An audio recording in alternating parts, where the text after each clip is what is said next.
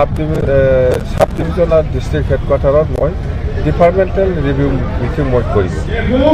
PWD হওক বা PNRD হওক বা লেণ্ড ৰেভিনিউ হওক বা এগ্ৰিকালচাৰ হওক বা এডুকেশ্যন হওক প্ৰত্যেক ডিপাৰ্টমেণ্টটো লৈ পেলাই মই ৰিভিউ মিটিং কৰিব যিহেতু আমাৰ কামটো এতিয়া চৰকাৰ হৈছে ৰাইজৰ হৈ আমাৰ কাম কৰাটো আমাৰ দায়িত্ব। সেইকাৰণে ডিপাৰ্টমেণ্টেল ৰিভিউ কৰি পেলাই কোনটো এই বছৰত কৰাটো বেছি ভাল হ'ব, কিছুমান কাম নেক্সট ইয়াৰত কৰিলেও হ'ব পাৰে। সেইকাৰণে মই এইবিলাক ৰিভিউ মিটিং কৰিম বুলি মই অলৰেডি আমাৰ কৰ্মীসকলক মই জনাইছোঁ।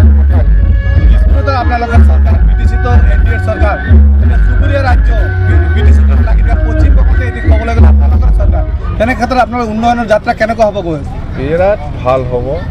মই সেইটোৱে অপশ্যন দিছোঁ যে মন্ত্ৰী কোটাটো ডাঙৰ কথা নহয়, BTC উন্নয়ন হ'ব লাগে, BTC বাজেট বঢ়াই দিব লাগে, সেইটো মই অনুৰোধ কৰিছোঁ। মই অলৰেডি এইটো মই দিছপুৰ আৰু দিল্লীক মই জনাই দিছোঁ। মন্ত্ৰী দিলেও নহ'ব, দিলেও নহ'লেও আপুনি থকা